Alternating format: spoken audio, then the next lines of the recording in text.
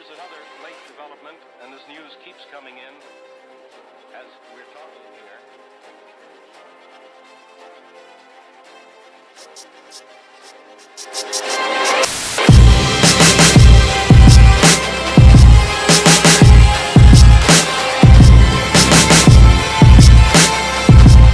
Got them likes. I should have plugged something. That Hey, you should have. I was impressed. I was thoroughly impressed. I was like, ugh.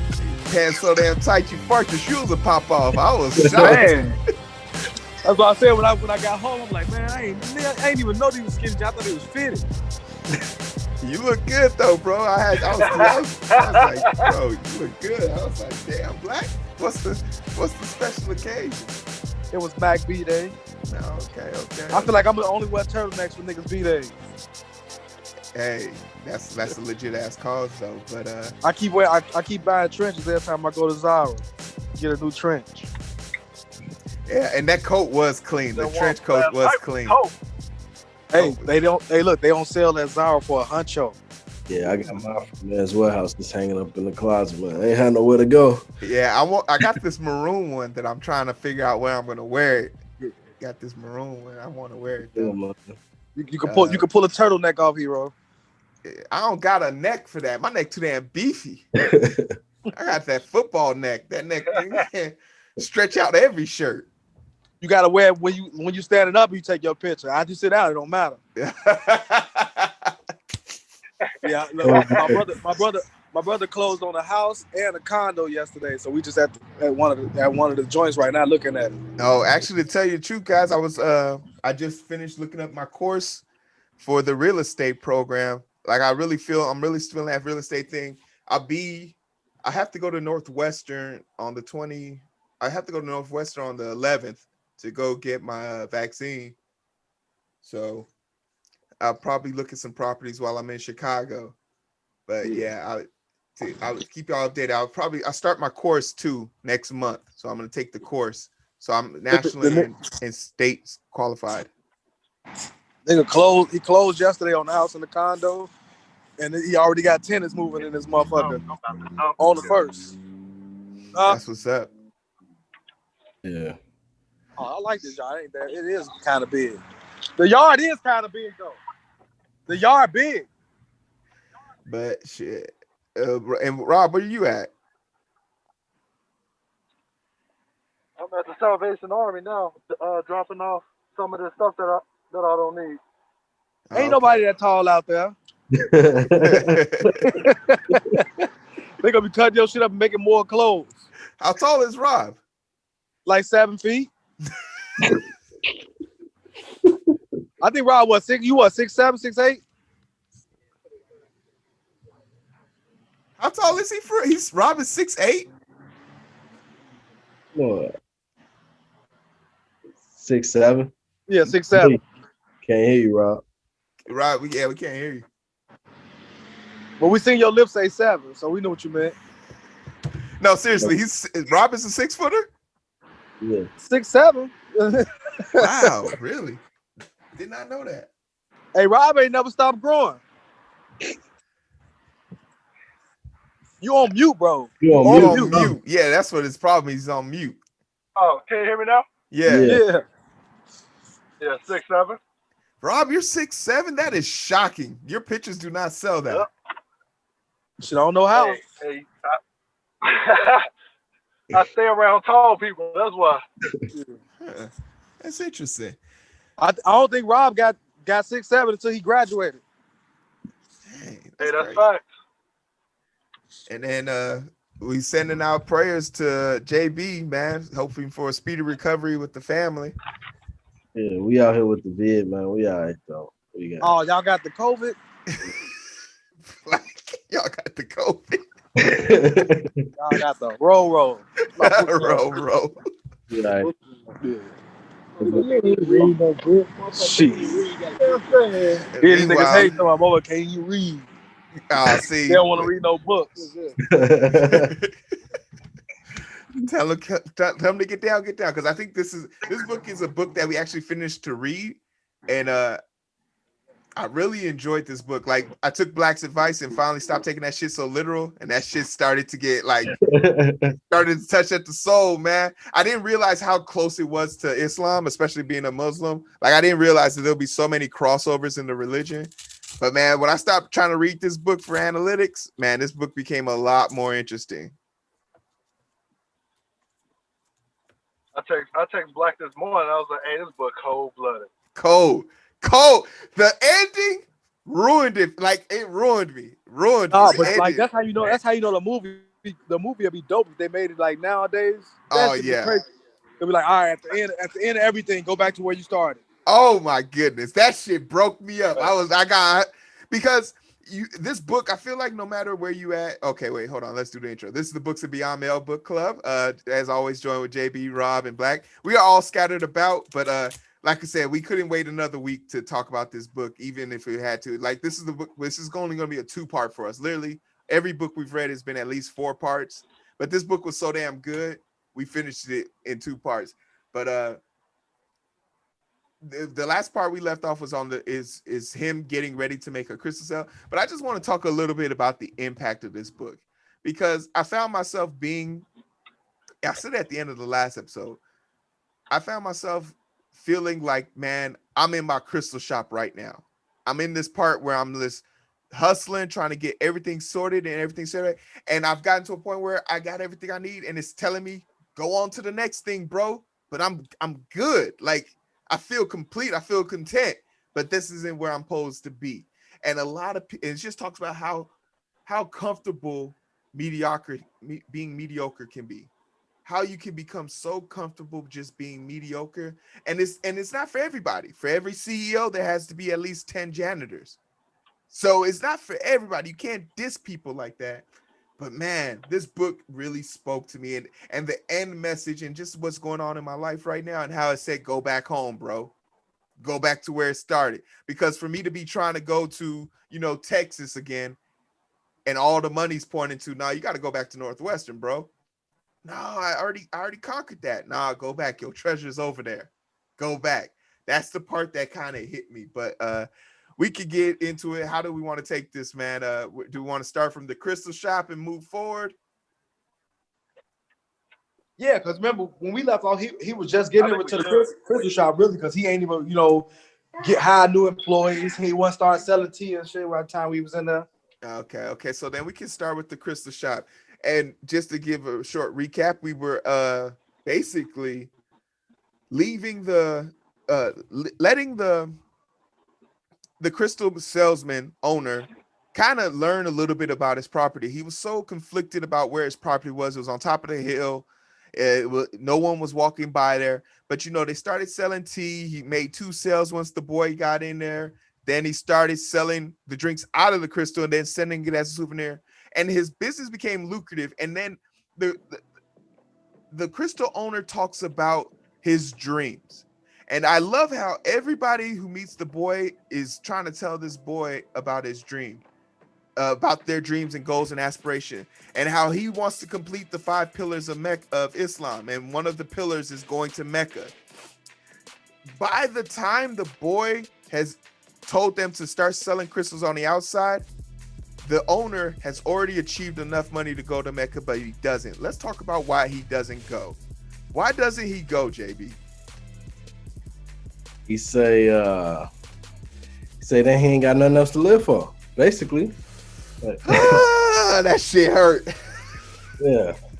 Could you imagine being in a world where you live your life just so you don't die? Like, you don't want to accomplish nothing because you don't want that to be the end. That's gotta suck. Because I don't has anyone in the group experienced that before? Not me. I can't speak for that personally. Not at all. No, I ain't living like that. What? Not at all. I'm too young, big dog. So then it begs the question: what happened to that man?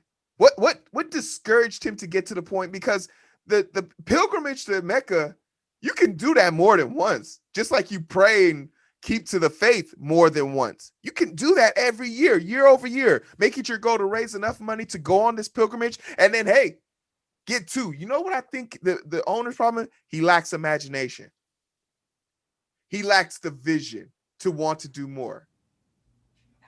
He say I go there and then what? You know, I don't know what else goes beyond there. Is there something about being self-preservation or like a self-challenge? Like, okay, you went by yourself last year, bring your wife next year. Like, is that not a possibility? The only dream he had was to go. Like, so that's it. That's a lack of evolution then. Yeah. I think it might have been a fear of losing what he got too. Like, if I go, is my crystal shop still gonna be here? Because did he hire anybody else to run it? He started hiring more people, more workers after he started He growing. started hiring people at the crystal shop. Okay, so so I think it's fear. This is an example of fear. This is an example of fear stunting your growth because there's no way in hell. And this is why I think it's fear of him personally, because he gave the boy the blessings to go, almost to say, go do it because I'm too afraid to. Rob, what do you think? Hey, I think you hit it on the head. It's interesting because, like, when I was reading that part, I was like, oh man, the shop has turned around. He has a lot of people gainfully employed. They making money like crazy. Now he's gonna leave. I'm thinking the shop owner's gonna leave and go to Mecca. And then he basically was like, nah, I'm still not gonna do it. I'm like, oh, he tripping. He tripping. What it is everybody, like, remember we were saying that earlier, how people that, like, they didn't want to go through with their dream because after that, what they gonna do next? Like, what they gonna do after they finally feel their dream? Okay, so then I think before we push forward past this, what everybody just quickly just mentioned a goal, a dream they have, and after accomplishing said dream, what would be next? Like, if it was a financial goal, if it was a life, a physical goal, a health goal, whatever it would be, what would be your next goal after that? Because I think lack of fear stunts growth and lack of imagination, but I think it's also important to speak into existence what your goal and future goal should be. So real quick for me, I think a big goal for me would be probably getting my second house and starting to rent out my first house and start making my fifth form of revenue to get to my total of 7. That would be for me. JB? For me, to open my own agency, or transition my mom's. We haven't decided what's financially makes the most sense, but and then after that, find another stream of income, and it'll probably be property. So, Black, quit smiling and answer the question. Ask it again, bro. I'm not this little kid. If what's a dream or goal you have, and what after accomplishing said dream or goal, what would you want to do next?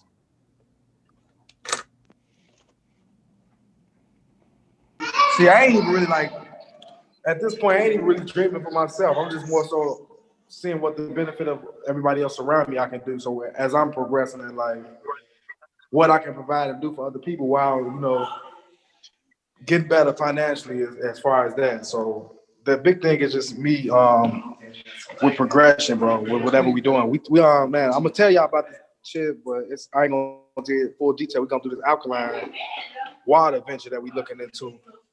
But I'll give y'all some more details later on. But yeah, that's what's next right now. We're gonna do how that shit. We should have that shit up by March, by February, March. he the king. He the king in the book. Rob, Black, you are the king. Show off that breastplate, man. Rob, what about you? I think for me, my overall goal is to just make sure I want to leave an imprint on this world so deep that my name and my legacy lives on forever. And I aim for something that's vague, but it's something that's going to probably take me my entire life to achieve, you know? Okay. See, that's for me too, bro. Like I want to make sure that, like, after me, like, cause I know, like, we can live decent how we is, like, but I'm saying after us though, it gotta be better. We gotta work for that. Yeah, legacy wise, it's about my kids and kids. you know, everything fall into place. I become a billionaire and I buy an NFL team. Now we talking. Don't. Hey, get the Bears, bro. Go ahead. I feel like you deserve that. And Man, if you get I need- the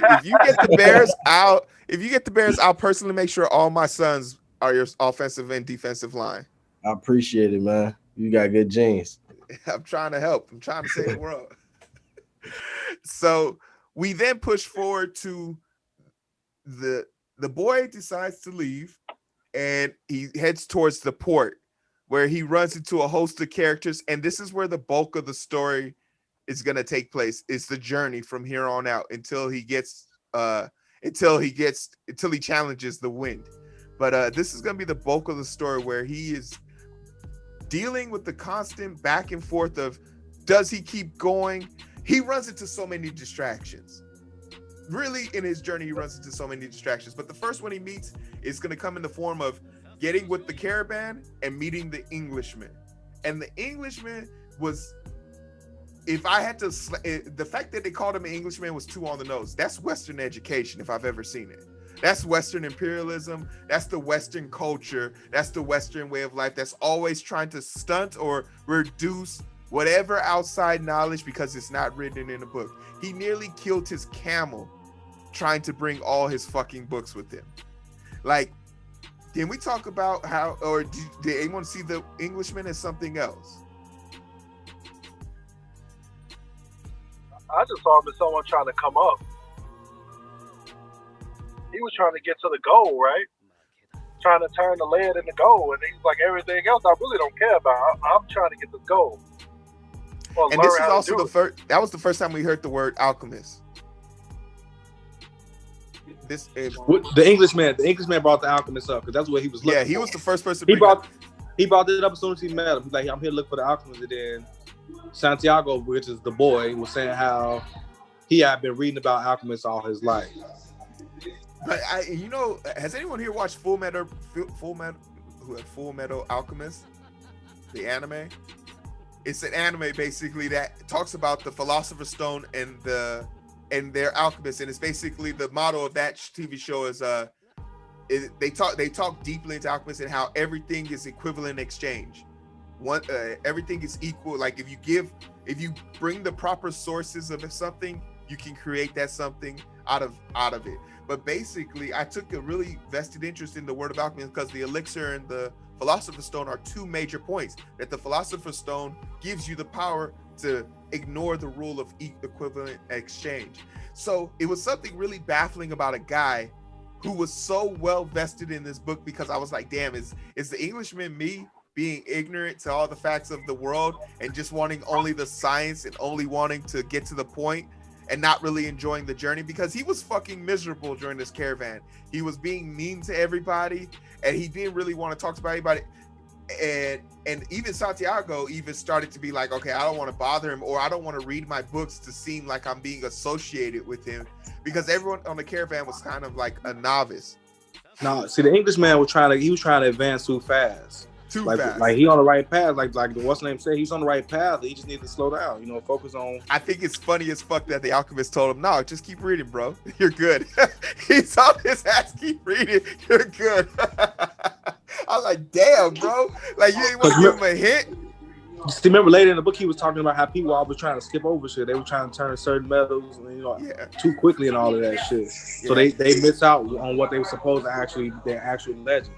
Because everybody is not meant to find out the elixir of life and all that. I think something that was also that stuck out to me was the fact that the caravan leader told everybody, like, hey, you can pray to whatever God you want to pray to. I pray to Allah, but the moment you step on this journey, you need to follow suit. There ain't no going back, and how he would dispatch people with haste, and how, like, when they got closer to war, he started bringing up the fact, like, nah, y'all got to act right. Like, you listen to what I say or you'll die on the spot. This was an example of me is the leap of faith. Just going out there and going for it. JB, like, what are some times where you've been put faced with that? Like, because let's say I'll use myself as an example first. So I hear people tell me all the time, like, man, your podcasts are really good, this and that. You should go into it full time, or you should do like an anchorship on sports or whatever. And I'm like, damn, that's a high compliment coming from a newscaster. But I never take that jump into doing it. Is it like, and once again, that's that fear. But name a time where you've been like, you told yourself like you had to take this leap of faith and couldn't go back. Was there ever a time for you like that, JB? It's not one recent. Maybe since I left home and decided I wasn't going back until I kind of figured this out. And Rob, he went even further, all the way to Cali.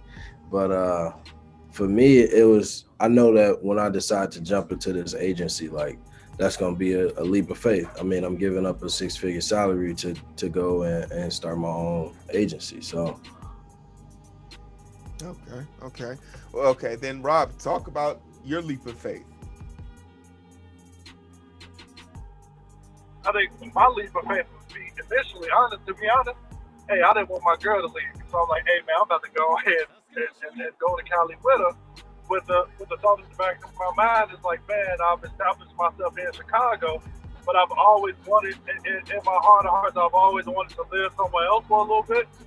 So I'm like, man, I'm young. The worst thing can happen is I fail and I come back home to the crib to Chicago, and hey, I'll still have a job. I'll still be gainfully employed, so it's not the end of the world. So I just went with my move, and I didn't look back. And black ass and disappeared. Yeah, he ain't coming back. So then we moved with the caravan, right? And there's stories and talks. Was there anything during the caravan before we get to the Black, tell us about your leap of faith. Leaving the military to come home. So it's more like they was always saying how like ain't nothing out there. You won't make no money, no transition in life. Then I get out and then I make 3-4 times what I was making there. All right. And I mean, are there any regrets for anybody thus far? Nah. Okay. That's good. That's a sign of direction. But so while we're in the caravan, we talk a lot about the desert, but I love the way they describe the desert, because if you told me, I've been in 2 deserts in my life, and one of them was extremely miserable, but the second one was a lot more enjoyable than the first one. And it's because I feel like I had an experience. And they talk about how the desert's the ultimate teacher. And now looking back on that childhood experience, I can say, damn, I learned something so quick from that little march through the desert, and it made the second experience better, such as how I had to cover my face so that when the sand blows, it doesn't burn my skin. It was crazy, the things I learned about myself, just revisiting those feelings. How do y'all feel the desert plays into this characteristics? Like, do you think the desert is a character in this? Because I think the desert is like a journal, because they were talking about how the footprints led everywhere. Like, it shows a footprint of where the people are coming from, but it also is cleaned up by the desert. Like, your tracks are covered, and that's why they never had to worry about being followed or being pursued. So what role does the desert play for you guys in this story so far?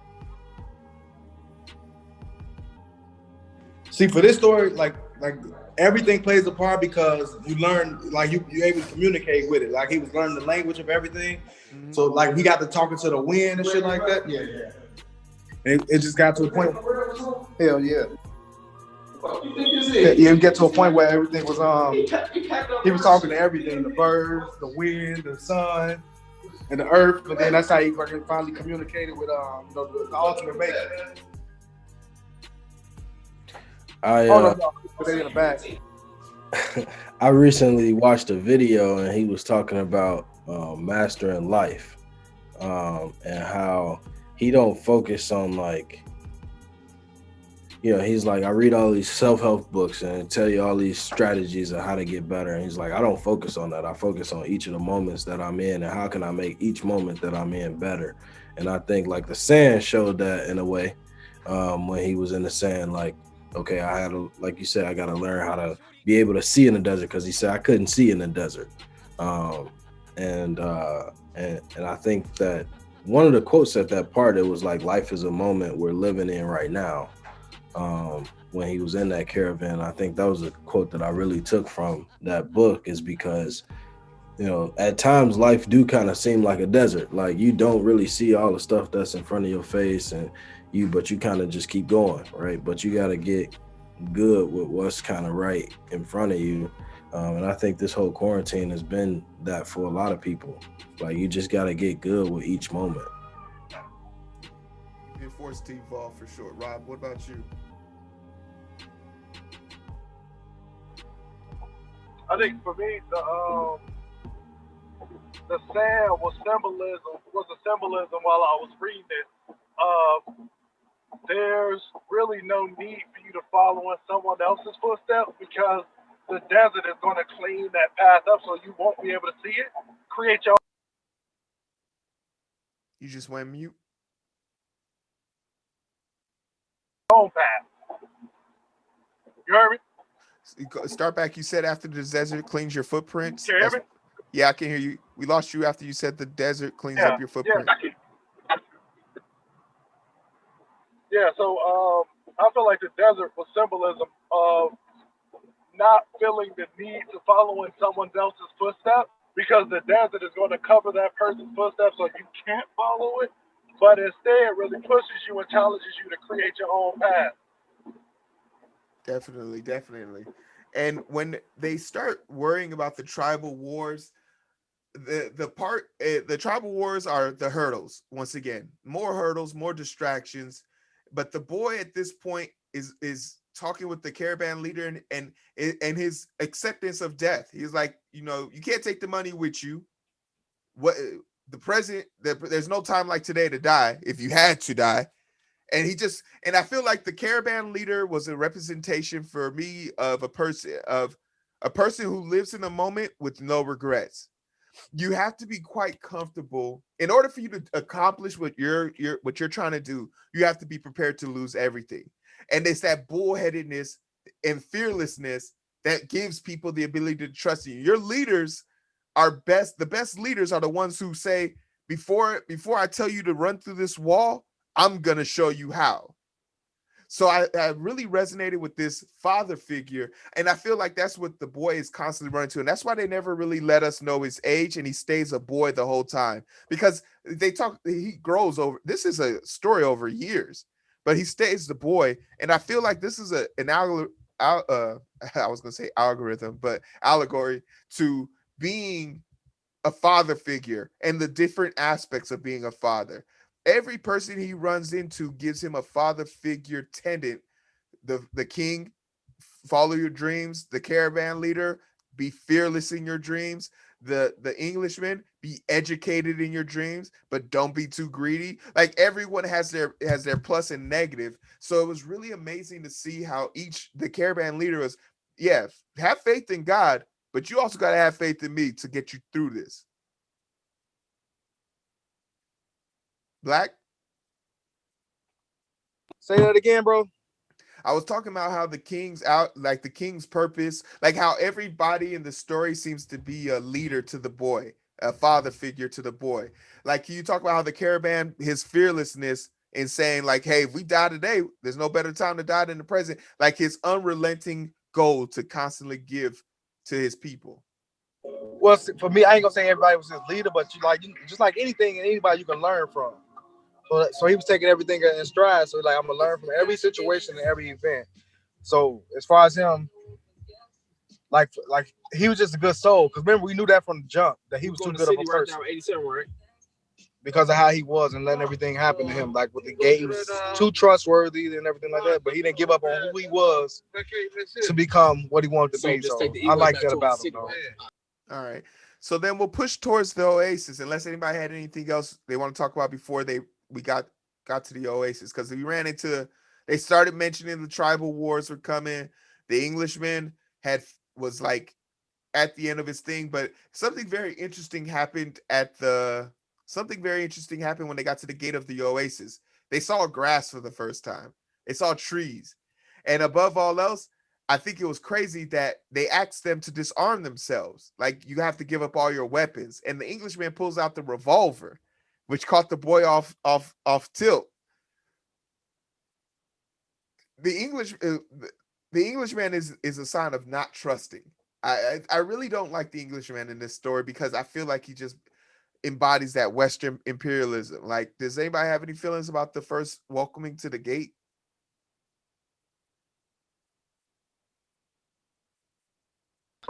You said when they came up with that army. The army, no, the gate of the Oasis, the gate of the Oasis. Is that after the army? Uh, the army happened in the desert, right? Because they ran into the army, and that's where he had the what he had to make the world's worst win or some shit. Like Okay, no, so that's win. before. This is before. I'm talking about when he gets to the Oasis. That's when he meets Fatima. No, he met Fatima as soon as he got to where they were. Okay. When he first got to the Oasis. Yeah. So I just thought it was funny that the first thing they asked him to do was give up all their weapons, and the Englishman pulled out the revolver. Like he just knew he didn't trust nobody on this trip. But like the Oasis is neutral territory. Can we talk about the importance of trusting the people you travel with? Like, is how trusting are you of your circle, basically? Can we talk about that? But it wasn't a circle, that was just a caravan. So basically you're just traveling with a bunch of people. You don't know what everybody. But you still got to have a certain level of trust. I mean, you're going to sleep and expecting everybody to watch.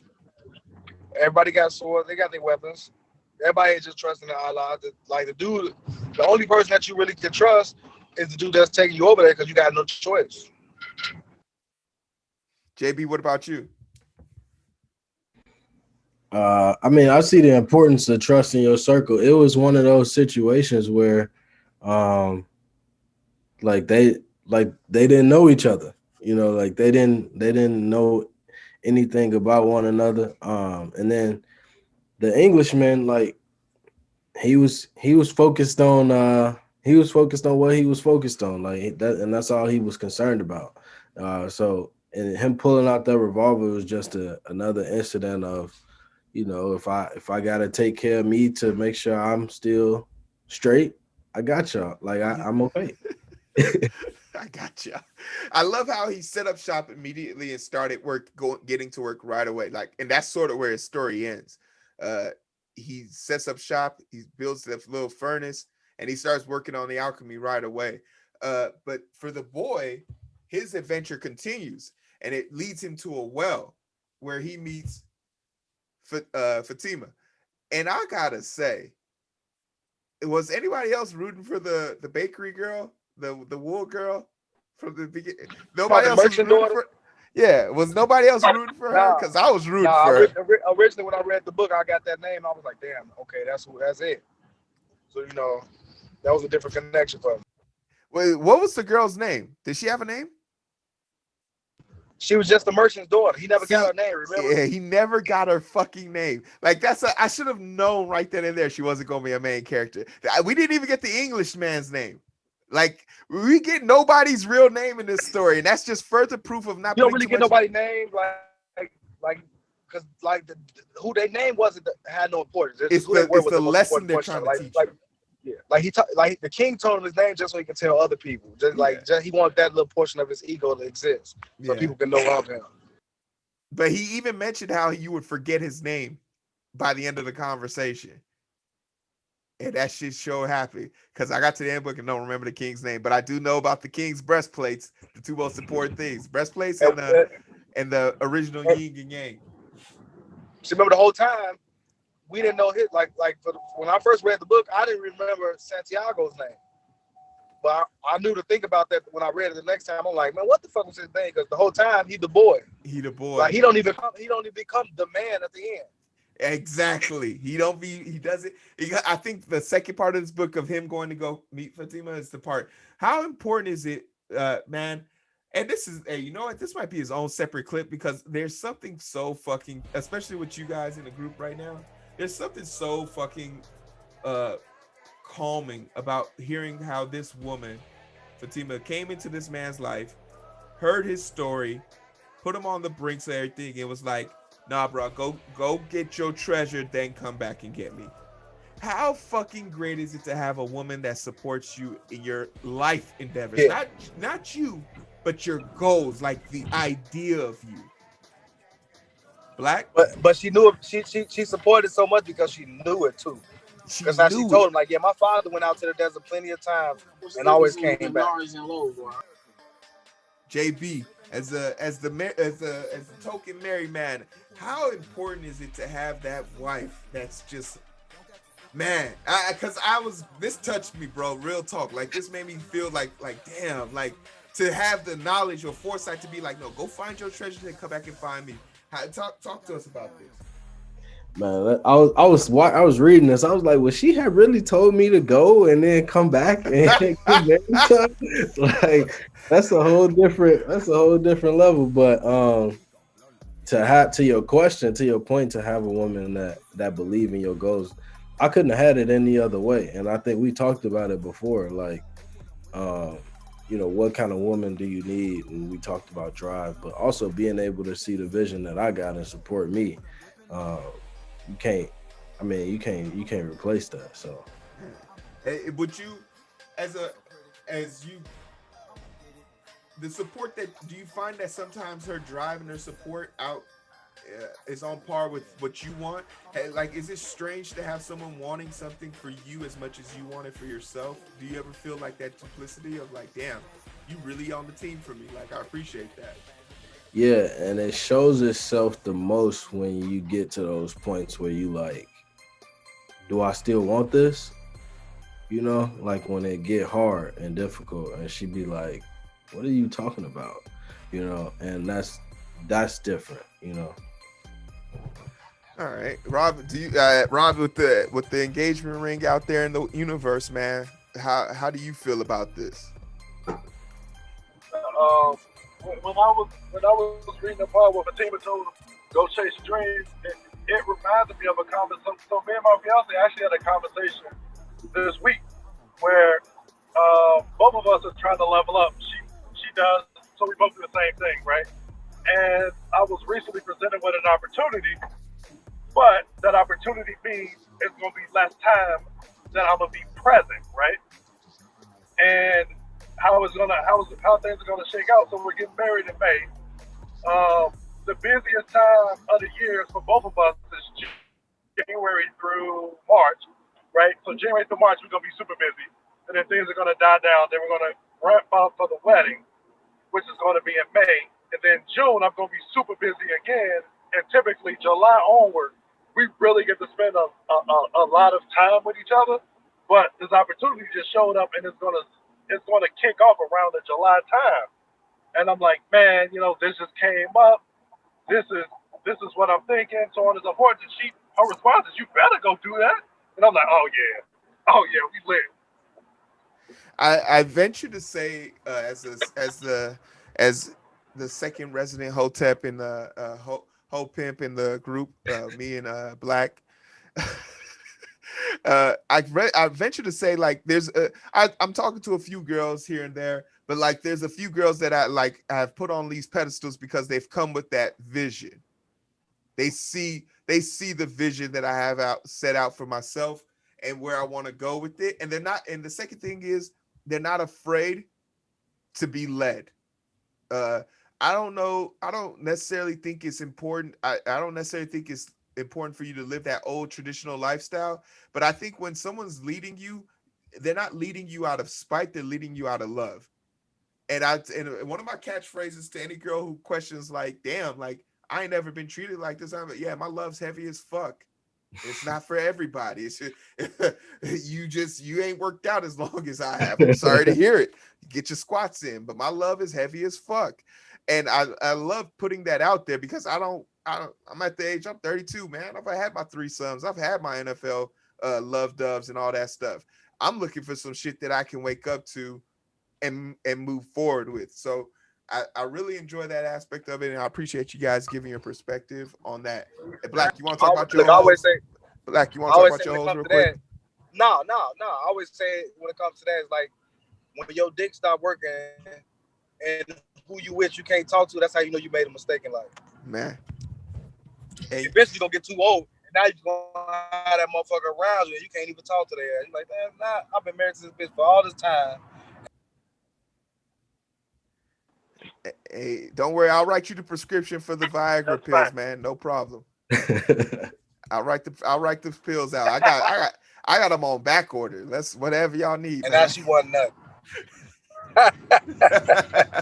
But you know, mama gonna be too old and fucking hurt and shit. They gonna be one of them young boys. You're like, now you gotta talk to her like Billy D. You gotta be able to make her come off conversation. Bro, I was telling this one patient, like, he was like, yeah, man, I want to get some testosterone. I'm like, bro, the will is there, but he out here blowing out muscles and pectorals and hamstrings. And I'm like, bro, you ain't got the muscle mass to do this shit no more. You might have the pill to make it hard, but you ain't got the back no more. That shit's over with. He had to get that man needed a hip replacement because the girl jumped on him too hard. I was just like, yeah, your days is over with, bro. But It be crazy, like motherfuckers be going, it be doing that, like I don't work out, but I know the basic of certain shit. I be telling people like, yeah, you can't work out the same thing every day, bro. You expand that muscle, you let it relax, and then you expand it again. Like you don't keep overstretching. I be like telling people like, yeah, they're gonna work out the same thing every day. Like, all right, when your ass pop, I'm going the right way though, right? It's crazy. absolutely, absolutely. I'm excited to get this vaccine shot so I can go back to the fucking gym. But let's talk about I feel like at this point, he meets the alchemist. Actually, like the lady points out the alchemist because he keeps going to the river to the well to meet the alchemist, and he finally meets the alchemist, and they like examine him, and the examination of the alchemist is very strange because he has a stone smaller than an egg and a bottle with an elixir. And they tell the story of the alchemist, how he's a man who's lived for over 200 years, and how he travels the world, and basically they're telling the story of Joseph, how Joseph met Jesus, and how he traveled to find Jesus to heal one of his one of his servants. And by the time he found Jesus, he was like, oh, you already made this journey to find me or whatever, but I knew you was coming, so I already healed your homeboy. You can go back home. And when he went back home, his servant was fine. Like the trial by fire and to walk with faith. And like, if someone came up to you, and it's so crazy how, in retrospect, when I think about it, how crazy that when people come up to me like, who is this man? Oh, I'm an alchemist. What do you do? I turn lead into gold. And people laugh at him. But they laugh at him like, okay, is this motherfucker for real though? Like, is he crazy? Like, I love the way that you can't. And they helped him out. They helped that like Yeah, they they helped helped him him out. out too. People disbelieve. They helped him out. It's something about you don't have to believe in my dreams. You just have to know I'm gonna go get them. So that was what I took away from that, man. You don't need nobody else to believe in your dreams but you. Is that what we took from here? Rob, I hear you Rob. Fact. Fact. All you need is yourself. In that belief. JB? Yeah, And staying away from doubt. one thing I kind of noticed about studying business, watching business, like, and you look and people have outside the box ideas and that people say never gonna work. But those are the people that typically work because they believe so hard. You know, it's a different type of belief. And that's what people follow.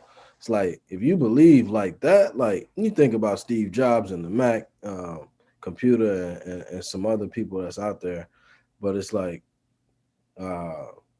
you get surprised when they don't fail. And then it's like, oh, well, that didn't fail. So now that all of a sudden they got support, like, oh, Yeah. that's gonna work. I always tell I love this one stock company. They're Fisker.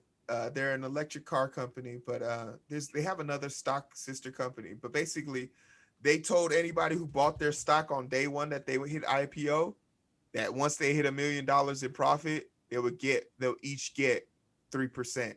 And I think like 40 people bought it, and all 40 of them are now on the board. And it's so fucking crazy. It's just like, it's hard to believe in other people, and this is what I've gained from it. it's hard to believe in other people when you don't really believe in your own ideas. Like when you pitch an idea to somebody came to me and was like, hey man, I want to start a podcast. Like I literally I forced you guys into the podcasting world with me. And it's just because I don't have any friends in this world. It's so lonely for me, like, because I'm a creator, but the only time I want to talk about creating is always, well, you got to be into rap music or you got to be into this. And I'm like, well, I'm not a rapper and I don't know how to produce music.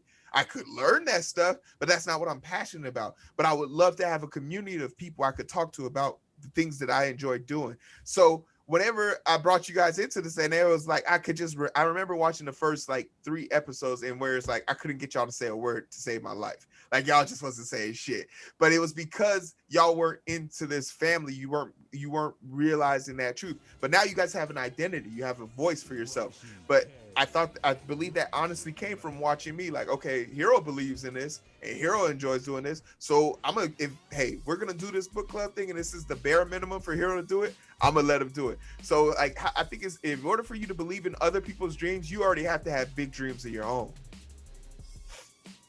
Yeah, it was a line in the book. It said, "We are not fear the unknown if we are confident in who we are."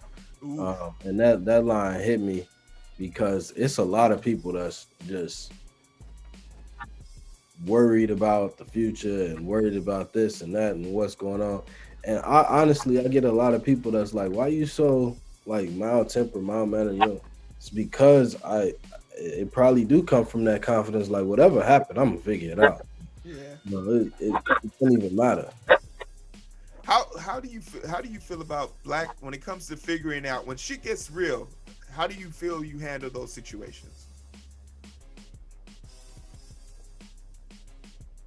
You say for me? Yeah. I feel like stuff gets tough for me. Yeah. How do you handle the shit when shit gets real for you? Yeah, man. I'm some motherfucker. I manage my temper and everything so well now, bro. So I go about everything just like if it's anything else. Just if it's something easy, I go about it the same motherfucking way. I don't get overworked about pretty much anything at this point. And Rob, you can speak on this, but I also posed the question to the whole group.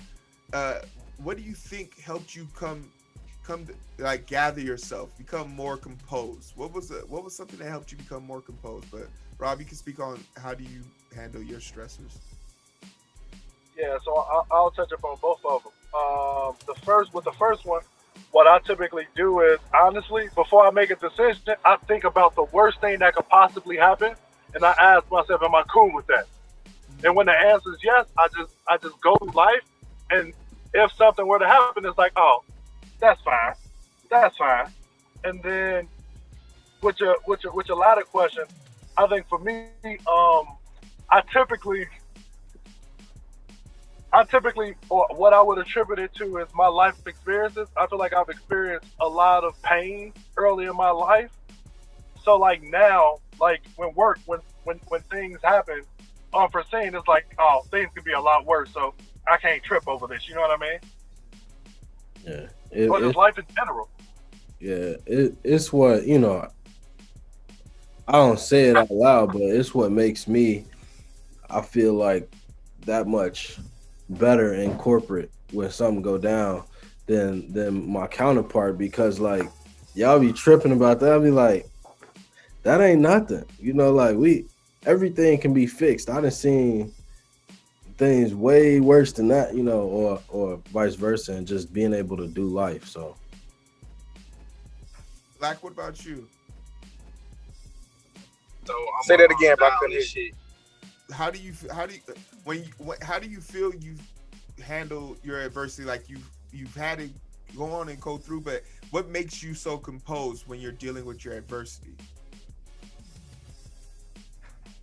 Yeah, I'm trying to see what color scheme. For me, like I said, bro, I learned to manage that shit, especially like extra little room into being in motherfucking Afghan and having to go through what I was, you know, and be okay and get through that shit. So if it ain't as bad as being bombed, my nigga, I'll be cool, bro. Hey, facts. Yo, real life. That's as real as it gets. And Rob real life 50 Cent, so yeah, he done seen it all. Rob, I've learned so much about Rob today. It is just blowing my mind. I didn't even know Rob was taller than me. That's crazy. But we're now faced with a turning point in the story. The alchemist is teaching the boy a lot about the journey, and we're kind of skipping over the journey part of the alchemist, but I feel like you have to read that and interpret it yourself. Like that the conversation they have about healing and being one with the world, and like how the world is the soul. I think you have to really take that and read that on yourself. But the part that kind of stuck out was talking about the two hawks, the two birds that were in the sky, and how from that he pulled a conflict was coming. Because something about the Oasis, they take all the weapons at the door. The Oasis is like Poland, is neutral. You can't fight there. You can't bring any outside business there. So even if there's a war going on the outside, everyone can come there to rest. And I love how like he ran into this situation and had this prediction. And the alchemist, who was in the process of teaching him how to be an alchemist, was like, no, go run on this. Go follow this through. And he went to the high council. And the high council, You said when he seen those birds, and yeah, then we had to go. Yeah, You not there. so he went to the high council. I don't know how I felt about that, because that's like your teacher telling you, nah, bro, like we're gonna pause your lesson for you to explore this out. Like the liberal effects of it, like it speaks so much to me, but how I don't see that anymore. I don't see our teachers, not even our teachers to speak of, but like just us as adults, letting kids go out there and kind of figure it out on their own. Like, no, run with this idea and supervise. Is there ever been a situation that you've just felt like, man, I wish I had someone to like kind of follow me through this, but because I didn't have that overwatch on me, I didn't feel comfortable doing it. It remind me of when I first went away to school a little bit, because like, we talked about it, I think, on another episode. Like, I didn't know what studying and all of that meant, and you Yeah. get out to school and you like for real lost, like because Yeah. you haven't had that opportunity.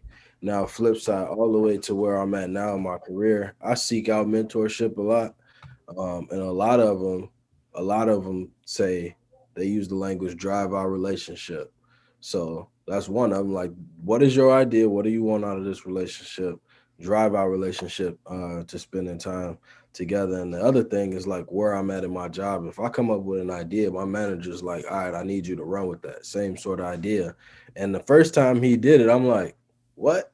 Like, I got that kind of leeway because you don't know that you have that sort of power until it's given to you. What about you, Black, in this situation? How do you feel about something that you like? For example, you and your brother, y'all here running these houses. What was the initiative for that? Did you guys just come together and say, yeah, let's do this? Or did it take like one of you pulling or pushing the other to kind of pursue it? Oh no, I'm just going along for the ride, bro. He do his own shit. So for this shit, yeah, he do his own thing. But I just go learn, go around, learn the steps of everybody, what everybody doing, so that way, when I So do steps, in other words, you're just preparing yourself for when you're ready to take the step. exactly. Okay, okay. And what about you, Rob? How do you feel about this notion? Have you been in this predicament?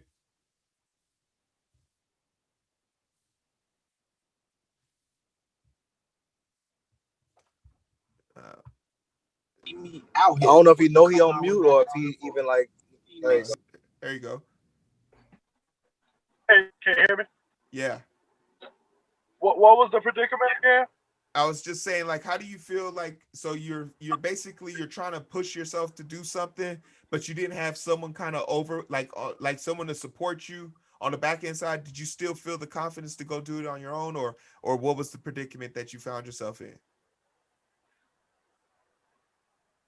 Yeah, I feel like honestly, and this is what.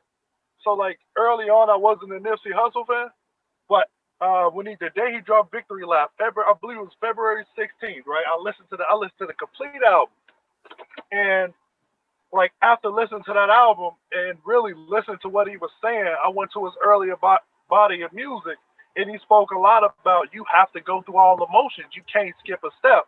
And to your question, I feel like if I were to have that person, it would be to help me avoid steps that I probably needed to go through. But do you feel like there's such thing, even if you do all the steps and not accomplish it, is there a breaking point where you got to be like, all right, you got to try something else? Oh yeah, there's always a point where you probably need to pivot, but I feel like as long as you alive, you can achieve something. So just if you tried something away, that don't mean hey you shouldn't pursue that whatever that goal is. You may have to pivot and try to pursue that a different way. You know what I mean? Yeah. So then let's talk about a little bit about his prediction. He gets to the High Council, and there's immediately tension, and they talk about the Alchemist and how he has this vision, and the and for him to be a foreigner, that was something else. And they really talk a lot about the desert and how the desert talks and how the desert trained the foreigner to learn how to think. But I also love the fact that they didn't make the boy a know-it-all, because they were speaking a form of Arabic that he didn't understand right away, but he could understand temperament. And they basically told this man, they told this boy, hey, yo, if you're right, not only if you're right, we're going to give you 50 gold, gold, 50 gold for each head that rolls. We're also going to give you a spot on the High Council, and you'll never have to worry about a thing in your life again. But the counter is, if you're wrong, we're going to kill you. And I was just like, all this dude was trying to do was warn you guys, give you a heads up about something that could possibly happen.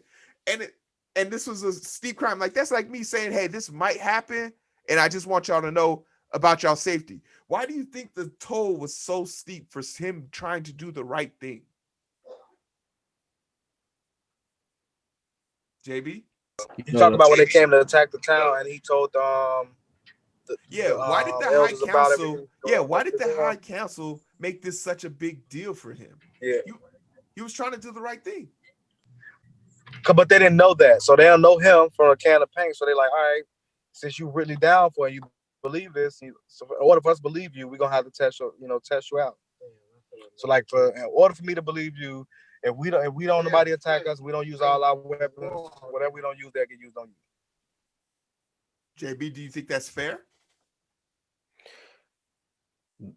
I think that was the time. Like, I took this to be like a very old book, Yeah, for like sure. like Pharaoh type back sure. then. So I took it to be like, But they did have guns too, though. So it wasn't they had guns. that They did old. have guns.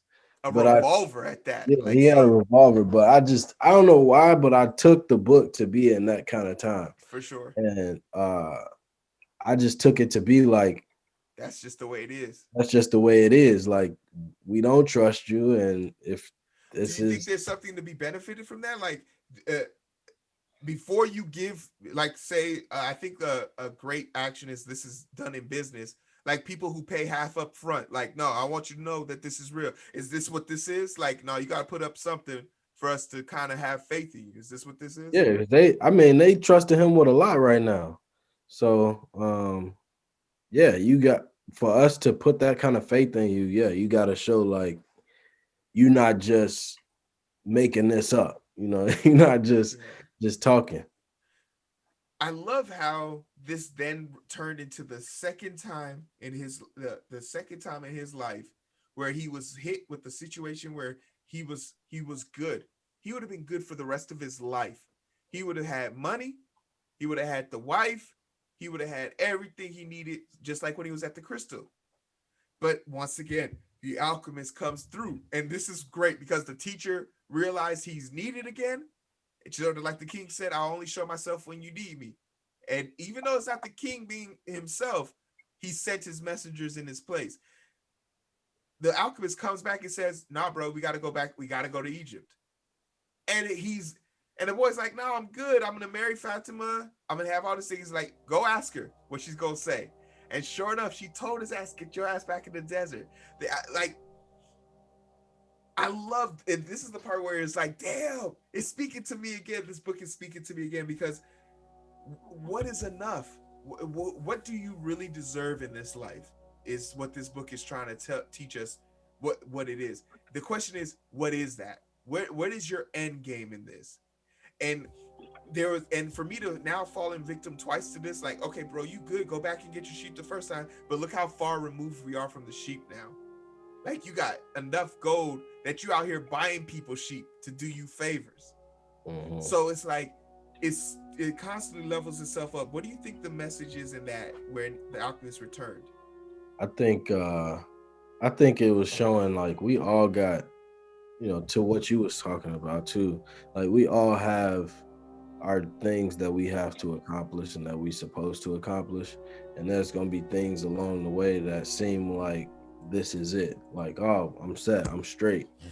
But there's always gonna be that something that reminds you like there's a bigger picture out there. And I think about myself and where I'm at in my life. Like if I wanted to, I could be, "Ooh, I'm cool. Like we don't need to do nothing else. We straight." But I know what my goal is and what my ambition is, and what I'm trying to accomplish. So it's like this not enough, and that's kind of like my alchemist, so to speak. Black, who's your alchemist? Shit, life itself, man. At this I was point, looking I'm for just though, fucking. Oh yeah, I ain't never seen it. I've been just because since like we had a time where like we can't create something right away, like right now, like inventions are fucking low. So you got it's like now it's just master something and then make it better. So it's just like I'm just following the steps of a lot of people put forth and trying to make that path bigger. I literally think about that every day. I watch Shark Tank all the time. Like, what can I invent? Everything invented, man. What is that? It's the age-old question. What do you give to somebody that has everything? Man, I'm thinking about it all the time. And then you see like some little small invention made out of plastic or something. You be like, God damn. I couldn't think of that shit. What about you, Rob? What is your alchemist? Similar to Black, I think it's life, past and past experiences, as well as the shortfalls of the people closest to me that are a bit older than me. That's an interesting. If I had to pick my alchemist, I think my alchemist would have to be regret or pain. I think I look at Alchemist as a teacher, and the thing about Full Metal Alchemist, it's about two brothers, and they lost their mother to a disease, and the gist is basically equal and opposite. You can everything is equal in life. So they figured out, they measured out the exact weight, height, nitrogen, how much carbon they needed, how much hydrogen they needed. They measured it all out perfectly to make a human body, and then they put it all together to create her body, and it wasn't enough because they needed a soul. And then when they tried to attach the soul to the body, they was like, "Oh, y'all got to give us something else." And they're like, "What do you want?" So they took the dude's arm in exchange to attach the soul to the body, even though the body didn't have a formation. So it took the soul of his brother, so he lost his body, now he doesn't have an arm, and it was like, okay, I don't want this anymore. And he's like, all right, give us your leg and we'll give you your brother's soul back. He's like, can I have his body? No, you're gonna have to make a new one. So he put his brother's body into a suit of armor, and like, so now that's their story, that they're just trying to now get back to neutral. Just give us our bodies back and we're good. So that's what the journey is all about at that point. It's a great story. It's a great anime. I love it to death. But it just makes me think about, like, the more we try and take from this world, something else has to take its place. For every dollar I earn, it's the amount of time I've lost. So, like, what is that equal exchange for you? So we push to the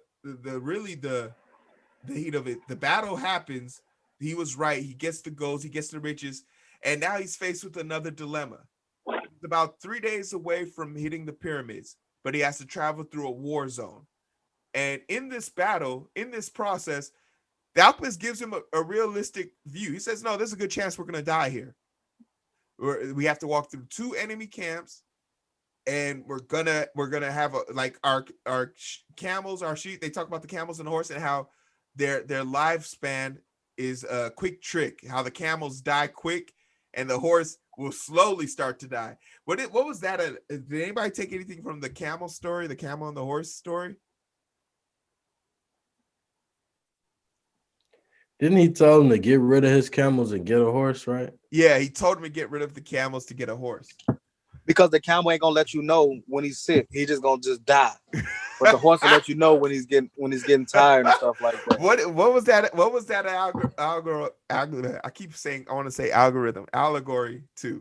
What was that allegory to? Was there anything in your life that you just saying like, oh, this is gonna be Old Faithful? I take that to be a car, something that like, man, you just swear up and down, man, this car is gonna get you there. That's basically any old car that don't have nothing to tell you that what's wrong with it while you driving. Like ain't no check engine lights and shit like that. You just drive it and that motherfucker just break down. Hey, and like the new cars let you know when the tire pressure low and shit like that. So speaking about upgrading, they let you know when a car next to you. Yeah, your new cars let you know when the car, you can't see the car and see like the car is there. There's something behind you, fool. It'll stop for you now. Oh, you ain't gonna hit the brakes. I got you, bro. So I think, yeah, you're right. I think that's an allegory to like just leveling up and becoming better at, getting better at quality of life and taking advice from people. Like I'm out here 2-wheel drive in the snow. That's not a good idea. Heero, go get you a 4-wheel drive car. You all right, bro. Huh? Like, as long as you know how to drive, it don't matter if it's 2-wheel, 4-wheel drive, bro. I hate when people be thinking like, because you can drive ain't no joke though. You can be stuck in the snow in 4-wheel drive because I've seen women do it. Why you put women out there like that though? Why you had to put the women out there like that? Hey, Black, we try to get our viewership up. Come on, man. Man. Ladies, you don't have to hit the gas that hard.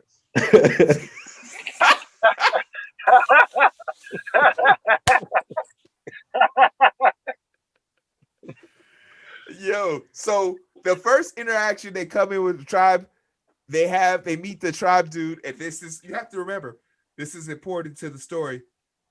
They run into the tribe and they tell them dismount and get off the horses and talk to them, and they search them.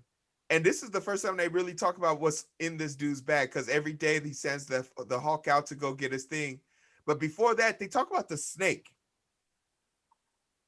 the cobra that was biting his arm when he went into the thing, because he asked the boy to find life, and the boy pointed to the rocks. How important was it for us to see that he could survive being bit by a cobra? Does this give him truth to his story? Or are we along the lines of believing that he... So the Alchemist? Yeah. Did he bite him? Did he say it actually bit him or tried to bite him? Yeah, well, I mean, you put your hand into a black... The boy assumed it bit him. But, I mean, if you put your hole into a black hole and a cobra, you pull a cobra out, I'm assuming you got bit, bro.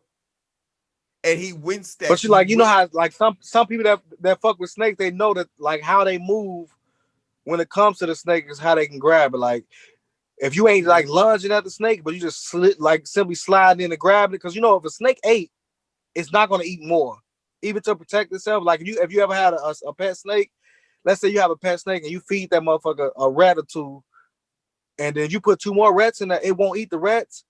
But like the next time you come, those rats will have eaten that snake for survival. Yeah. So like they don't really just attack like that, because once they done eating, they cool. Some of them attack to protect themselves, but if you're not actively threatening them, they'll just let you go about your day and bite away at their ass. That's crazy. I seen it happen to my boy. He had a snake and he put some mice in there, and he was like, he ain't hungry. And instead of taking him out, he left him in there for later, and he came back and them mice ate his snake. What about you, Rob? Are you taking that leap of faith?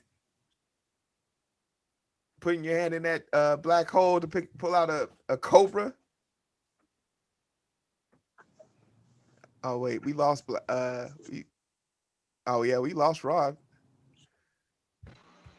Yeah, he back. Oh, there you go. But yeah, so then let's push into the. Ask him now. I mean, it's sort of the leap of faith question all over again. So you want to head to, but it wasn't for him though, because he had a boy do it. He did it himself. Like he just wanted him to find like life. He can go out there and find life, then boom, he knew that Shorty was special. Yeah, Shorty was special. So then let's talk about the first encounter with the first tribe and how they kind of found it funny but scary. These warriors are afraid of sorcerers. They don't fuck with them. Like I don't see them like they have no like they laugh and chuckle at like his story, but like it's sort of that thing of like if someone's too little to understand your dream, of course they're not gonna be a threat to you. And he talks about the confidence of looking at a person in the eye and telling them with conviction, this is what you want to do. That you can convince anybody of what you want to do as long as you look them in the eye with conviction. And this story kind of like this section tells it. Like, is there anything that you've ever told somebody with conviction that they didn't take serious before, Black? Remember, you're being recorded, Black. Yeah. So yeah, nah, not really, bro. Like I've been pretty much a straightforward person majority of my life. So like shit, all of it ain't like if I'm gonna say something to you, I'm like, I don't know if I ever got to a point where like I really I'm not that big of a I'm gonna say something to you before I do something. You know what I mean? It's just like it's just gonna happen. Cause I've came home and I've told my homies like let's do this together, do that together, and motherfuckers ain't make no moves. And I just made my own moves. What about you, Rob? I think similar to Black. I'm gonna take my mask off so you can hear me. Similar to Black. I've never been a big talker. I'm gonna show you, and then once I show you, then we can talk. I'm results oriented first because I feel like the result is going to naturally gravitate to a conversation afterwards. Like, damn, how you do that? I bet. Let me show you. Or let me show you. All right, JB. Yeah, I think we got enough talkers in this world. And people that talk about stuff too. Word to Dr. Umar. Yeah, so I think people who talk about a bunch, they really ain't doing nothing. So also part of it is like I don't like to say I'm gonna do something, things happen and then I ain't done it. So it's like, oh, I hold myself to that same standard. So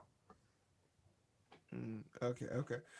There's a part of me that thinks a certain level of planning and preparation goes into that. I mean, simple planning is always going to be acceptable, but they let them go with the guise of believing that they have no interest in. But this kind of acts as a counteraction because they now have been seen with the enemy and they're now being perceived as spies when they get caught by the opposite tribe.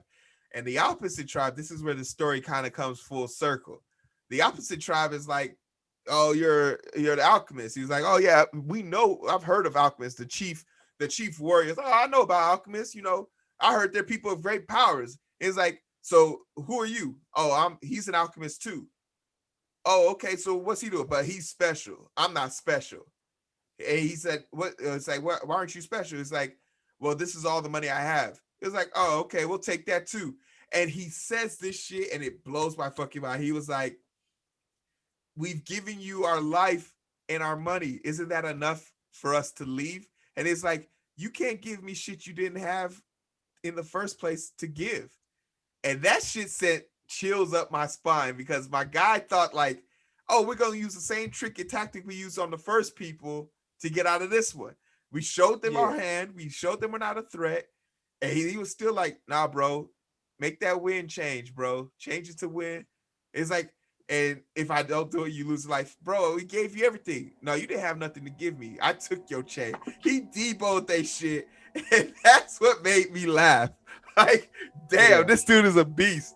So I like this. I like these type of bad guys because they're not just mindless bad guys. And you paid attention to how the other people felt like when he got that wind blowing, so he had the other leaders that was he was like a little scared. I'm gonna keep remembering like, this. I'm gonna remember that because after this is all said and done, I'm gonna kill you. Yeah, I like this type of bad guy, but like the wind changing wasn't even him changing the wind. It was just him talking about his manifestation. He was learning the communication. He full circled, had the trifecta of earth, soul, and body.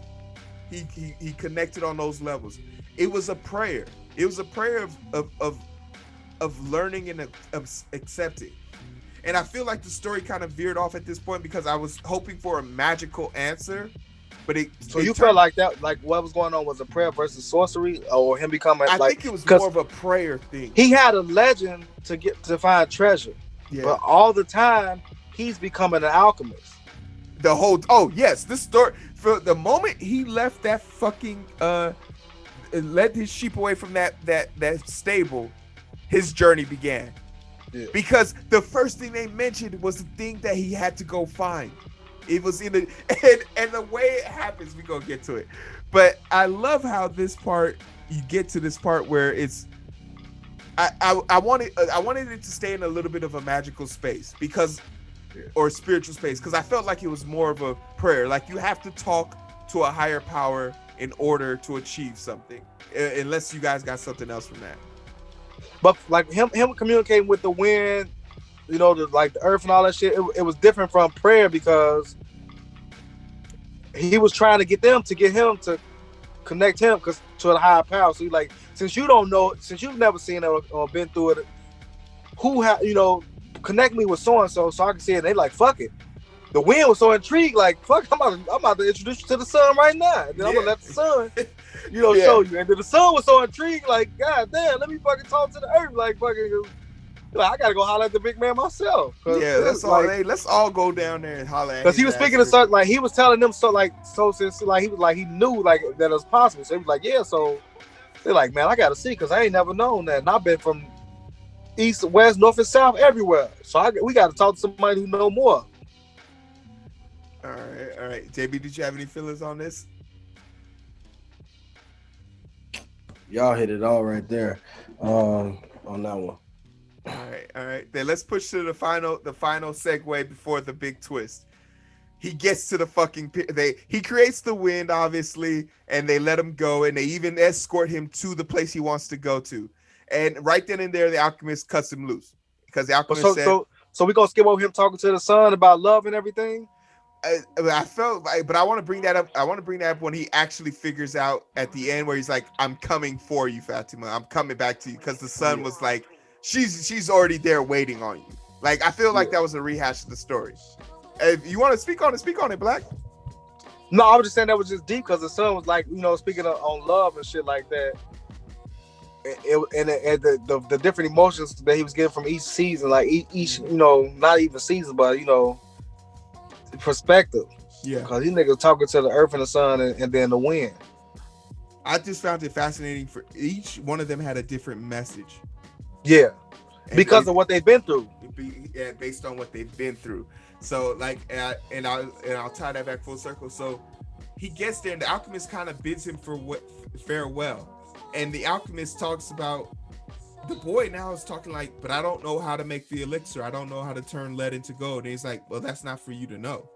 That's for me to know. Like that was my goal. That was my mission. You are out to find a treasure. And the boy was like, I bet. So what should I do now? And it's crazy how he just saw the pyramids and started crying. And from those tears, he was like, okay, I'm gonna just start digging here. Yeah. And he like, look, I'm gonna give you enough gold because I gotta pay you back for the money, the gold you gave them. I gotta pay you for this, and I gotta pay you because now you got something. But then he get that, and then somebody else rob his ass. Yeah. They rob him and beat his ass. How? Okay, when he got his ass beat, I was like, damn, did they just send my ass on? How many of us thought he was sent off right then and there? Like, I'm about to die. And then he like, dude, like, stop. He like, cause he heard the treasure thing. He like, yeah, I heard about this treasure too, but I ain't find it. So you just gonna waste your time. I'm gonna let you try to live to figure out that disappointment.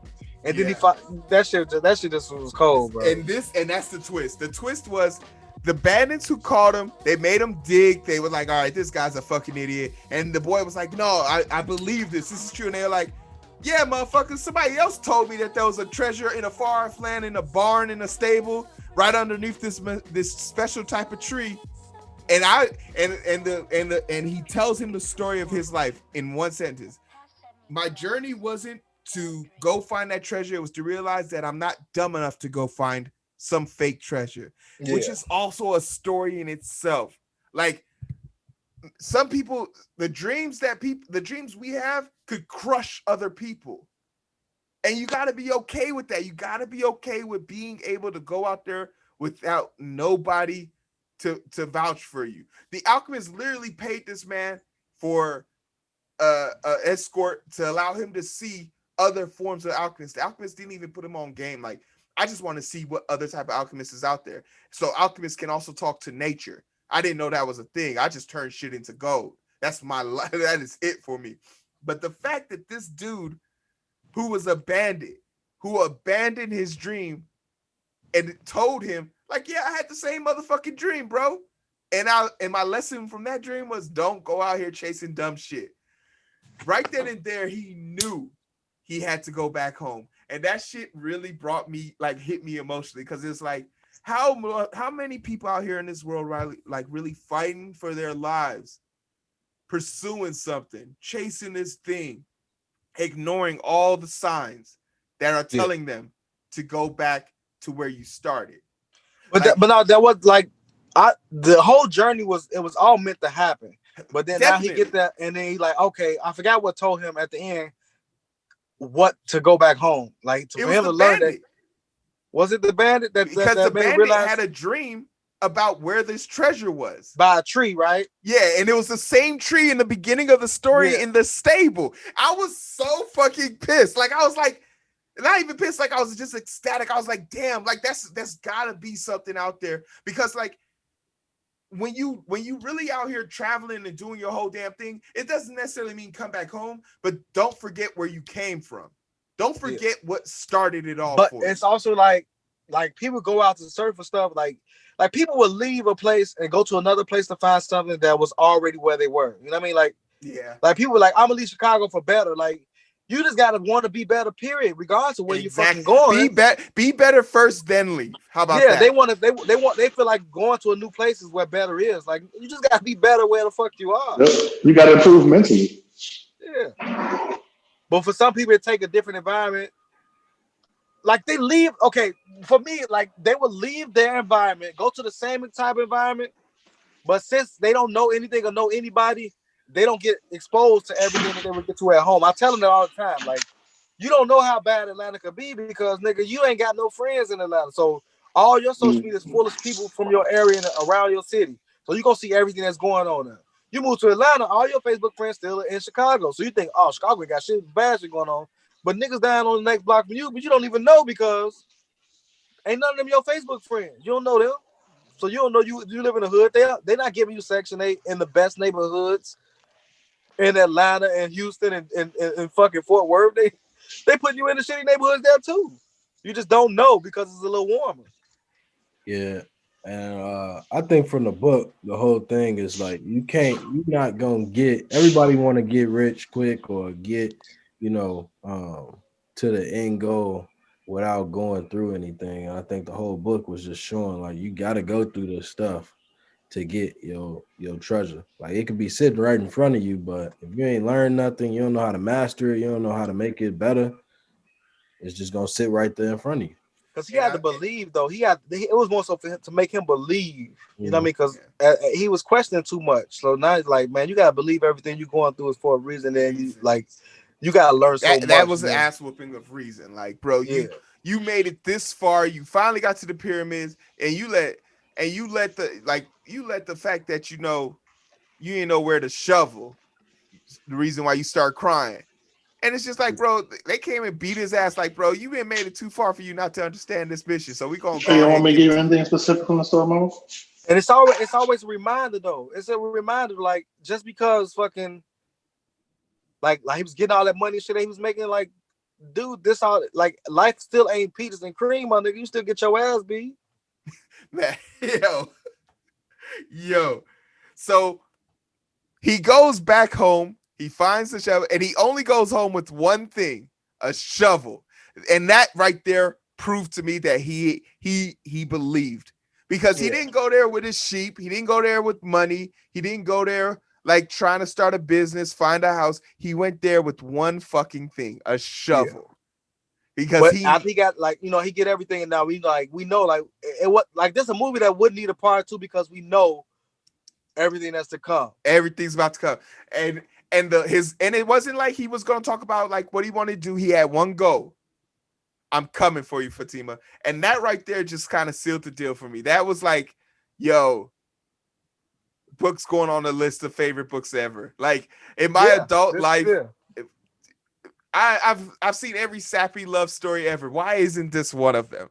I love this story. I truly do love this story, and just the fact that nobody has a face, nobody has a name, but they all had a purpose, and that was the way to end the book. Like that's the only person that really had a name. Yeah, was Fatima. And it's crazy because I was rooting for the Woe girl, but then the fact is we didn't get her name. We didn't get the people in this story had significance without a name, and it's amazing. We didn't even get her daddy name. He was just a merchant. Just a merchant, the merchant's daughter. So that concludes the story. What was the epilogue about?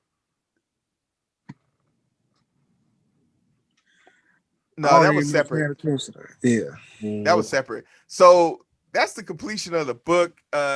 Just real quick, everybody go around. But it's so much. It's so much. Like this, a book we had to do again later because there's so much to break down and all. For like, sure. Like you could break down certain segments in the book, like, and just make that a whole cast. But like, real quick, speak on what the book meant to you. What would you rank it at on a scale of 1 to 5 or 1 to 10? JB. Yeah, I'm gonna give it a 5, and I think the biggest thing out of the book was you own your journey, and the journey you on is your journey. Just keep going. What about you, Black? 1 out of 5? No, this book is top 5, bro. It's one of my favorite books. So, like for me, like when I first read it, my ex fiance was Fatima. So when I read this book the first time, I'm like, man, this motherfucker. And I tried to push hard, to make that shit work. That shit did not work. I'm like, that's the book. That's the moments right there. That's the moments. So, all right. What about you, Rob?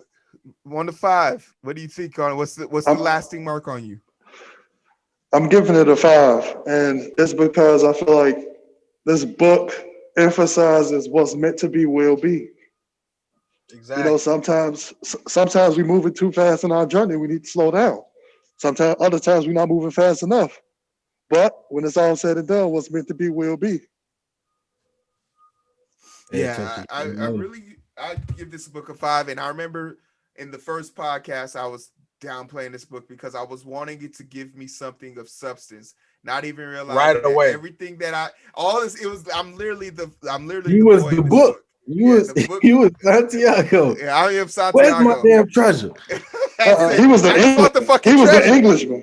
I was the Englishman. He wanted this medal to be gold so fast. Like, man. Bro. Oh man. So like you have to change that. Like, remember, because to change the metal to gold, you got to learn how to change it to all the other forms of metal first. Yep. First, and it's something so crazy to me, like that eagerness to just want to be great. It's your time, it'll come, and if it's truly to be yours, there's nothing that can, even if you fuck up, you'll still stumble onto it. Like that's literally the message of it. As long as you are living in your purpose, you will stumble onto greatness. Man. And I could take that. I could die with that. And I was sitting here thinking to myself, like, damn, this is gonna be a long ass podcast because we got to cover everything. But really, in the fact of it, this book was a breeze to read through. Like, I just remember reading through it, and I looked down, and I was like, oh damn, I got like 10 pages left. Oh shit, what's gonna happen? And he just turned himself into wind. I was like, damn, what's next? Well, I don't know. Is there anything else you guys want to speak on the book about? Something that you resonated with you out of context? I think a part of the book for me that was pretty interesting. Remember before Santiago and the Alchemist got snatched up by the second group, how Santiago was saying that, I don't fear anything, so on and so forth. Then they get snatched up by the people. And then the Alchemist tells the people, he'll turn into wind in 3 days. And you saw his fear emerge again. Yeah. I was like, that was a lesson. Because this nigga ain't never tell this man I'm about to turn. He like, how am I learn this shit this fast? 3 days. Like, Hey, what the first day he literally spent trying to like search for questions like, oh yeah, I'm gonna just sneak out this bitch. They're like, oh no, bro, we don't need no handcuffs. We don't need to put you in prison. You can't live outside. You'll never live out here. So you can do whatever you want. Then the second day he went up to that mountain and started looking around like, damn, how am I gonna do this shit? Third day, he just had a basic ass conversation with the universe and turned it to wind.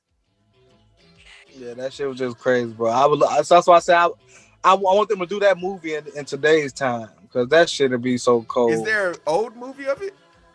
I think I've seen The Alchemist. I looked it up. Like I've seen but I haven't looked at. I'm not looking at none of that shit. I feel like they need to too woke. This movie's too woke. Like yeah, Hollywood will never make this shit. But they'll fuck it up just like they did what's the name of that movie? The Gaza with Heero and all of that. They was all white. Oh yeah. I'm like, come on, man. How these Egyptian motherfuckers all? got Henry Cavill walking around in Egypt. Shut the fuck up. They got all type of Egypt white movies. I'm like, get the fuck out of here, bro. It's the same thing, like especially now that Black Panther's gone. It's just like this story would be so great. I was telling somebody the other day they just need to go ahead and recast Chadwick Boseman. Like they recast. They did. Either they're gonna do it as a hologram because they doing Black Panther 2 already. Recast him, but they should. They not recasting him. They're gonna pass it on to Shuri, and they're gonna just turn the Black Panther from a name to a moniker like 007. But I think they should have gone to the past and showed us the first Black Panther, and then came back with a new recast because, man, we needed that Black hero. We need more movies. Have y'all seen the trailer for that? You see that Spike Lee movie about to drop? Yeah. Oh, that shit goes hard. Did you see that trailer? Yeah. Did you see but remember what movie? I can't think of the name of the movie they have where white people will be the slaves. That's that Nat Turner one. And I'm waiting for that too. That shit's like, gonna be. It's like a reversing time where they show white people as slaves, bro, and white people do not like that shit. I can't wait. It's gonna make it real uncomfortable. Man, a lot of people uncomfortable. It's gonna make a lot of people uncomfortable, but that's okay. That's okay. Hey, we live in it. Somebody was telling me the other day, like how like white people are trying so hard to be oppressed. The white people so badly want to be oppressed. Like they can't.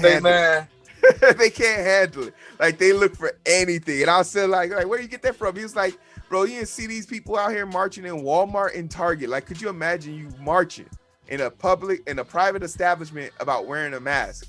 He was like, yeah, man, that's crazy that they forcing us to wear masks. I'm like, you know what's crazy? How we marched across a bridge just to get equal rights. And then when we got to the end of the bridge, they had fire trucks and dogs waiting for us.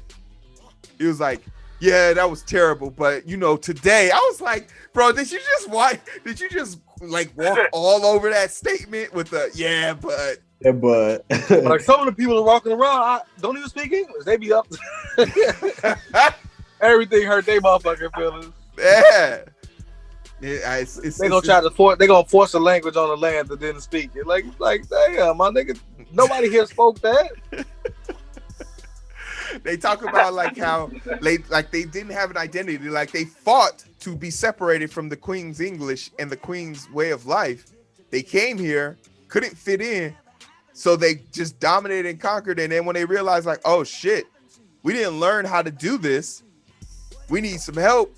They went and got help, and then they try to cultivate them, and then we came up with our own culture, and they're like, well, technically it's our culture because we brought y'all here. It was like, nah, bro, we good. If you gave us the money that it took for y'all to get here, to go back, we'd be good. We could rebuild Africa in a heartbeat. And I was telling somebody the other day, like, man, I said this on my Facebook. Hard pill to swallow. America's a shithole, man. Shithole place to live. Yeah. Third world country status bullshit. But man, that was the conclusion of our books. I don't know if anybody had anything they want to sponsor, anything to shout out. Nah, man. Happy holidays. Yeah, I think we'll go on break for next week. We ain't got no choice, y'all. Put all the motherfucking parts into one. Let's just finish. That's why we finished this one right here, so we can I start told off. y'all this, like it wasn't gonna be easy to stop on this book, man. It wasn't. Hey, you absolutely right. You absolutely right. Because we smoothed it. I usually listen to these books when I'm like drawing or something like that. So I was just drawing and I was like, nah, this shit too good. I'm gonna just keep drawing. And then 2 hours turned into 4 hours and the book was done. I had to Man. come back a couple of times on some parts. Like, hold on, what just happened? Yeah, but there was a like, few parts that but caught that's me the off thing. Like guard. this is a book that you can read I'm gonna have to. more and more, and then as you get older, it's gonna come to you differently. It comes to you differently. I love this. What's the next book we're reading? Rich Dad Poor Dad, Mm-hmm. Okay. All right. and then The Promised Land. Then Do we want to read that? Because Obama's been pissing me off lately. that's like Why? a 4-hour book. Did you get mad at the fucking the defund the cops thing? bro? I sit on the podcast and I say it here, my guy. You don't share the same experiences of normal African Americans in this country. You're an exception to the rule. You think so? I know so. Why you know so? So you don't think that he felt black? No, he's felt it, but he's not doing anything to help the situation. Him saying that defund the police is a snappy slogan while we got homeboys in Oklahoma getting ran over by police officers. Did you see the tape that came out about So wait, well, like, so for that, like, for me, I felt like black people were taking that as like a slight or something. Like, it is a slight. Nah, but wait, like he's saying, like, see, that's how Obama worked. Obama want to make it so that it's simplified, so like you could basically trick a white motherfucker into doing it. That's what, like, that's how bro. was saying. If defund the police is triggering white people, go fuck yourself, because my people are dying because of that. Yeah, but I'm saying, but that's why I like how he put it was basically like change it to something, but it tricked the white people into just doing what the fuck you want them to do. Have you looked up the story on the beer summit, Obama's beer summit? Nah.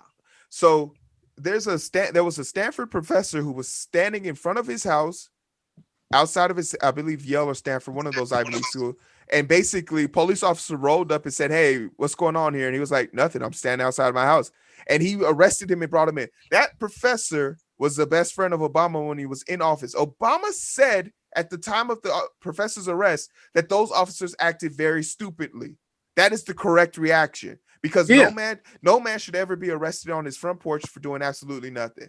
But when Obama said that, he had to come back out 2 weeks later and have a beer summit where they invited an officer who was racially profiling this man to the White House for him to sit down and say there was no racial profiling. This was just a big misunderstanding. Obama's ability to try and meet people on both sides is going to lose the most important side, which is the black side. You need to be able to call a spade a spade. And when you don't do that, I'm going to call you fake. Yeah, no, that's why I would defer with on that one when it came to like how he was saying, bro. It was like, but now he's walking back. But like now, look at CNN's report. You know what? Defund the police isn't a snappy slogan. It's sometimes some people don't understand it. You know what? That's my point. Yeah, that's what you should have said first instead of dissing your people. No, but see that. But that's what I'm saying. I feel like y'all took it as it was something that he was trying to break down. But when he was saying, like, bro, like, I listened to the whole thing. When he was talking, he was saying, like, instead of saying this, just say like this, so you can basically trick these motherfuckers into doing to what you want them to do. I think we're past tricking. If you like, this isn't. I don't think we is, because white people so stupid. This nigga Trump, he tricked them into believing everything. Why not trick their ass into fixing shit? I think this is an exact example of kind of him going through the presidency. Like, people, we wanted him to do something, but like he understand how it worked, like how it actually supposed to be. Like, you see how Trump tricked them in that, bro. Trump tricked the shit out of them. I'll tell you right now, like with the diversity initiative in State Farm, they talk a lot about the growth strategy behind it, because you gotta trick certain people. Like, we all know what we doing, but you gotta make it make sense for somebody else that they don't care. They don't care about that. So you gotta make them care. The best thing to do for a white person is to make them think that it was their idea. Hey, I don't know. Maybe And maybe And this they is would the be like, part of- "Oh shit, yeah!" Like we thought of that shit first. Like, maybe yeah, this is y'all the part did. of me we that's could like, we could go like the way you said here, like we go that way, but it ain't never been nothing but this. It So just takes it's so like, much longer. Like shit right, happens, but it takes so so you much might as longer. well do the short way and be like, y'all I'm know what, such y'all a- came up with that, and I'm then such a it fucking started happening. fighter. I fucking love busting heads, man. It's just it's something therapeutic about hurting white people's feelings. But in I this like situation. that tricking them, man. I like tricking like white people because they so simple minded, bro. Let's just trick these motherfuckers into doing whatever the fuck we want to do and make them think it's their idea. Then when we got it our way, it'd be our way, and we cool. Like we all working towards the same thing, one way. But they're gonna be so okay with it because they feel like they had an input on it. Yeah, we helped those black people. Look at us. We did great by them. And we did great because if it wasn't for us, those niggas would still be getting killed by cops. All right, I'll yield to that Look point. at how I'm not. Hopefully y'all realize how we just came full circle back to the spook who stepped out the door. Of course, the spook Yeah. that's at the door is forever. It's legendary. Obama, so So breezy. all three of these books go like all three of these books kind of go hand to hand when it comes to certain shit. Yeah, Obeezy, he the original spook. he the original spook. I don't know what he doing back there, man. The original spook. He tricking both sides and thinking shit going on. So see Heero. And you know I'm always gonna come for blood. Turned up. Obama, like, because I just wish Obama. I want to just hear Obama say some real ass shit, some hood shit for once. That's what everybody want from him so Yeah, bad. but he gonna do it at the end, second though, like- he do that, he gonna lose that other side. He Be okay with losing our side. Because he know we gonna forgive his ass. So you know he gonna be able to shoot a 3 and we gonna forgive his ass. Yeah, but I just go do some black shit right quick, baby. Go moonwalk or some bullshit. But damn, No, all he gonna do is have a barbecue at his crib, and it's gonna be niggas there and rappers. And gonna be like, okay, cool. Be cool. I'm not gonna lie. I'd be coming for Obama's head. I'm bootlegging this book. I already said it out loud because I don't want to give him no money. He pissed me off with that shit. Oh no, I'm buying Promised Land. Bought it. Y'all good people, man. That's my guy, man. All right, so then we're taking a break off next week then. Yeah, I guess we could chill for New Year. Yeah, let your time surprise. Like, unless y'all just want to do a meetup just for the weekly therapy, but I don't. As far as like, we could probably meet up for nothing. Yeah, that's fine with me. Because I don't start moving to the first week of January. And you coming up here, right? Yeah, I'm coming.